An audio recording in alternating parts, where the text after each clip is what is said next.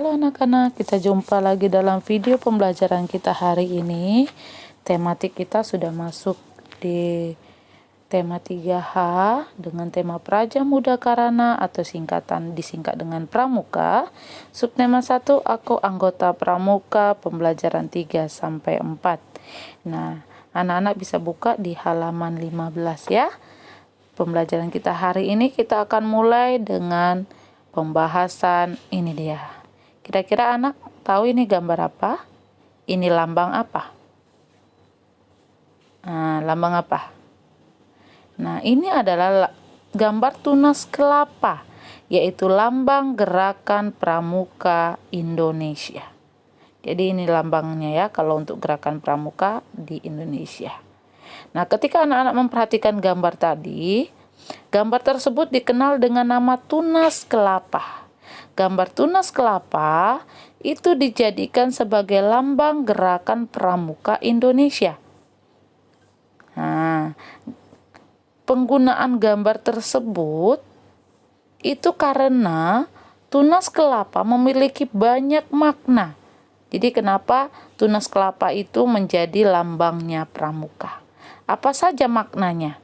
Nah, makna dari tunas itu, dari kelapa, ya, dari kelapanya ya. Yang pertama, itu buah kelapa itu kan bertunas. Itu mengandung arti bahwa pramuka adalah penerus bangsa. Lalu yang kedua, buah kelapa itu kan banyak orang tahu memiliki daya tahan yang lama. Nah, hal ini bermakna bahwa pramuka itu sehat dan kuat, serta memiliki kemauan yang besar. Itu ya. Dan nomor 3, pohon kelapa itu dapat tumbuh di mana saja.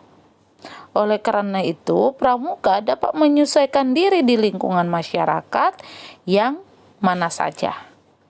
Dan nomor 4, maknanya pohon kelapa itu dapat tumbuh tinggi. Itu berarti pramuka memiliki cita-cita yang tinggi, mulia, serta jujur. Dan makna yang kelima kita lihat dari akar pohon kelapa. Itu menghujam kuat di dalam tanah. Akarnya kuat. Artinya pramuka memiliki tekad dan keyakinan yang kuat.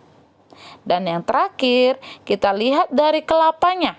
Nah, kelapa itu merupakan tumbuhan yang serbaguna karena bisa dibuat untuk jadi minuman, bisa dibuat untuk tambahan resep makanan. Nah, artinya pramuka juga harus berguna bagi nusa, bangsa, dan agama. Jadi ini makna dari pohon kelapa untuk pramuka itu sendiri ya.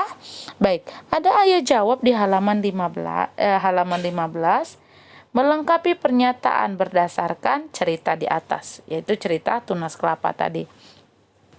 Pertama, lambang gerakan pramuka Indonesia itu adalah tunas kelapa. Nomor 2, makna dari buah kelapa yang bertunas itu apa? Nah, ini dia.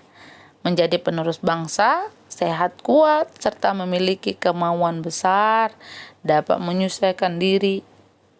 Ini ya. Nah, tapi kalau khusus untuk kelapa yang bertunas, itu di nomor 1-nya, menjadi penerus bangsa. Ya. Oke, nomor 3. Pramuka memiliki cita-cita yang tinggi, itu merupakan makna dari pohon kelapanya. Nah, ya. Jadi tinggi dia cita-citanya. Nomor 4, makna dari pohon kelapa dapat tumbuh di mana saja, itu berarti dapat menyesuaikan diri. Dan nomor 5, pramuka memiliki keyakinan kuat, merupakan makna dari akar pohon kelapa. Itu dia ya. Oke, baik. Nah, ketika kita sudah belajar tentang tunas kelapa, kita akan belajar generasi penerus bangsa. Nah, pramuka itu sendiri merupakan generasi penerus bangsa. Ya. Nah, lalu apa yang dimaksud dengan generasi penerus bangsa? Generasi penerus bangsa adalah pewaris yang akan melanjutkan kehidupan bangsa Indonesia. Nah, bila generasi penerusnya itu kuat, maka bangsa ini akan menjadi maju dan jaya. Oleh karena itu, gerakan pramuka mendidik anggotanya agar memiliki hal-hal berikut. Nah, ini dia. 1. Keyakinan agama yang kuat, berjiwa Pancasila, berbakti kepada orang tua, sehat dan kuat jiwa serta raganya, kreatif dan berpengetahuan luas, dapat menjadi pemimpin, bahkan peduli terhadap lingkungan. Ini dia ya. Jadi pramuka itu generasi penerus bangsa yang berkualitas. Kenapa? Karena semua kelebihan ini. Nah, yang tadi ini ya, yang ada 7 ini. Dan pramuka itu merupakan penggerak, menjadi penggerak di masa depan untuk membimbing semua pemuda-pemudi Indonesia dan menjadi perekat atau pemersatu bangsa. Oke, baik. Ada ayo berlatih di halaman 16. Nah, anak-anak nanti yang ayo berlatih di halaman 16 ini checklist ya. Ada sambungan nomor 4 dan 5-nya di halaman 17. Jadi anak-anak checklist, dan di halaman 17 di bawah sambungan ayo berlatih itu ada lagu Di Bawah Langit Malam ciptaan Ateh Mahmud. Jadi nanti bisa didengar-dengar, dipelajari lagunya ya. Karena kegiatan kepramukaan itu diajarkan dengan cara-cara yang menyenangkan. Salah satu caranya yaitu dengan bernyanyi. Oke. Baik, setelah kita mengetahui lagu untuk yang pramuka, nah, pramuka itu menggunakan tenda. Nah, tenda itu kan ada bentuknya, ada bentuk sudutnya. Nah, seperti pembelajaran kita yang lalu kan kita sudah mengenal contoh sudut. Nah, contoh-contoh sudut yang ada di pembelajaran lalu itu ada di halaman 6. Nah, yang mana saja yang disebut dengan sudut itu ada di halaman 6. Nah, di halaman 19 ada membahas tentang ini dia. Jadi sudut itu daerah yang dibatasi oleh 2 garis yang berpotongan, garis lurus ya. Dan nama sudut itu seperti ini A, B, C. Nama sudutnya itu sudut BAC atau CAB. Nah, titik sudutnya adalah A. Sedangkan kaki sudutnya adalah AB atau AC. Nah, sudut itu bisa ditulis dengan BAC atau CAB. Itu yang disebut dengan sudut. Oke ya. Baik. Kita masuk di halaman 19. Nah, ayo berlatih.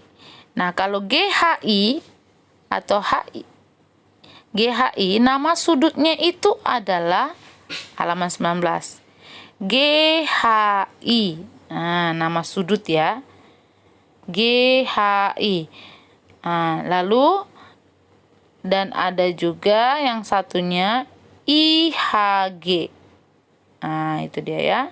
Lalu kalau kaki sudut itu ada HG, ada HI. Nah, kalau titik sudutnya berarti dia ada di H. Gitu ya. Lalu yang DEF. Ini dia. Itu DEF itu nama sudut atau FED. Nomor 2 ya. Kaki sudutnya itu adalah ED atau EF, dan ada 2. Lalu titik sudutnya ada di E. Nomor 3, nama sudutnya itu adalah KLM atau MLK. Nah, lalu kaki sudutnya itu adalah LM dan LK. Nah, titik sudutnya ada di L ya, titik sudutnya itu di L. Oke, nomor 4. PQR atau RQP. Kaki sudutnya QR dan QP, lalu nama sudutnya Q. Jadi nomor 3 itu titik sudutnya itu di L ya. Oke ya. Baik. Nah, nanti di Zoom Miss akan tanyakan kembali dan Miss akan berikan contoh yang lain. Oke. Baik. Nah, ini ada gambar Garuda Pancasila. Kita akan melihat bahwa ketika kita sudah pelajari tentang Garuda Pancasila di pembelajaran sebelumnya, kita tahu bahwa Garuda Pancasila itu sebagai lambang negara Indonesia yang memiliki banyak makna. Nah, jumlah helai bulu Garuda Pancasila itu memiliki makna tersendiri. Nah, jika diurutkan ya. Contohnya ini. Nah, yang ini dulu yang ada tanda panah ya. Di sayapnya ini ada 17 helai. Itu artinya tanggal. Tanggal kemerdekaan. Lalu yang kedua, yang menunjukkan bulan itu ada di bulu yang di bawah. Helainya ada 8. Jadi itu bulan 8. 17 Agustus. Lalu yang ketiga, ada bulu dia dekat kakinya ini ada 19. Dan di lehernya ada 45. Jadi tahun 1945. Jadi jika diurutkan 17 Agustus 1945 itu merupakan hari kemerdekaan Republik Indonesia. Dan warna-warna pada Garuda Pancasila ini memiliki banyak makna. Ya, banyak makna dari Garuda Pancasila ini. Yang pertama itu kita bisa melihat warnanya itu kuning keemasan. Artinya adalah kejayaan bangsa Indonesia. Dan ada juga warna lain, warna hitam. Warna hitam pada perisai Garuda Pancasila itu maknanya, sila yang pertama melambangkan alam semesta yang sangat luas. Simbol sila pertama. Yang kedua, warna putih pada latar simbol sila ketiga dan kelima itu memiliki makna kesucian, kebenaran, dan kemurnian. Lalu warna merah pada latar simbol sila kedua dan keempat itu melambangkan keberanian. Dan yang terakhir, garis hitam tebal pada bagian tengah perisai itu melambangkan garis khatulistiwa yang melintasi Indonesia. Jadi setiap bagian Garuda Pancasila ini memiliki makna yang berbeda untuk menjelaskan identitas bangsa Indonesia. Oleh karena itu, kita harus memiliki sikap bangga. Tapi bangga saja tidak cukup. Namun kita juga harus menunjukkan sikap mencintai bangsa Indonesia. Bagaimana contohnya? Yaitu dengan memiliki prestasi pada bidang-bidang yang kita kuasai. Sikap itu merupakan sikap seorang patriot, yaitu orang yang mencintai dan membela tanah airnya. Seorang yang patriot juga akan berjiwa kesatria, yang gagah berani, serta selalu membela kebenaran dan keadilan. Jiwa patriot dan kesatria selalu ditanamkan dalam diri pramuka. Pada setiap tingkatan terdapat kode kehormatan yang mengajarkan pramuka untuk melaksanakan kewajiban kepada negara serta berbuat kebaikan. Oke, ada ayo jawab di halaman 22. Lingkari pilihan yang tepat untuk melengkapi pernyataan. Jadi tinggal dilingkari ya di bukunya masing-masing. Nomor 1, lingkari kata harus. Nomor 2, lingkari kata patriot. Nomor 3, lingkari kata berprestasi. Nomor 4, kata benar. Nomor 5, kata tertanam. Jadi anak-anak lingkari di bukunya langsung ya. Untuk halaman 22, ayo berlatih. Tadi kita sudah dikatakan bahwa di halaman 21 tadi, pada setiap tingkatan terdapat kode kehormatan yang mengajarkan pramuka untuk melaksanakan kewajiban. Jadi kita akan belajar sekarang di halaman 23 tentang kode kehormatan pramuka siaga. Ada Dwi Satwa dan ada Dwi Dharma. Apa itu? Kita harus tahu dulu kode kehormatan itu sendiri apa artinya. Kode kehormatan itu merupakan aturan yang mengatur pramuka di masyarakat. Nah, itu ya. Jadi kode kehormatan ini harus dilaksanakan dalam kehidupan sehari-hari.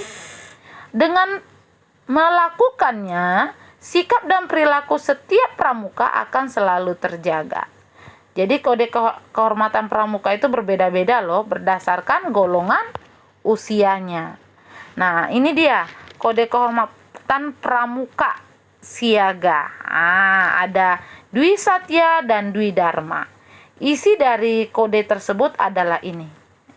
Ya. Jadi bisa dibaca di halaman 23. Oke, jadi nanti untuk anak-anak yang mengikuti pramuka, kalau kita sudah masuk sekolah, aktif lagi ke sekolah, itu dimulai dari kelas 4. Ya. Oke, kita masuk ke ayo jawab halaman 23. Ayo jawab.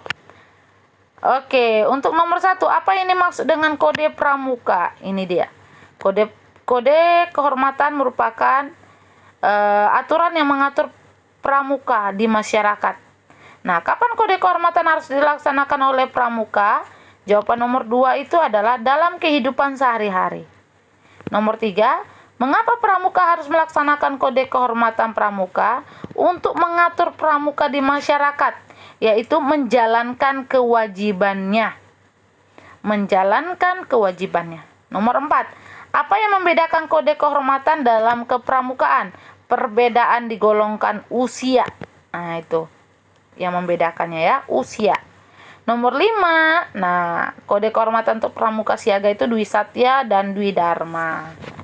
Oke ya, untuk halaman 23. Baik. Nah, ketika anak-anak masuk ke halaman 24, anak-anak akan melihat bahwa ada contoh sikap yang tidak mudah putus asa. Apa itu tidak mudah putus asa? Yaitu mau mencoba kembali serta mengalami kegagalan. Nah, dalam berbagai hal, termasuk saat berolahraga, kita harus hendaknya mencoba dan terus mencoba. Di halaman 24 ya.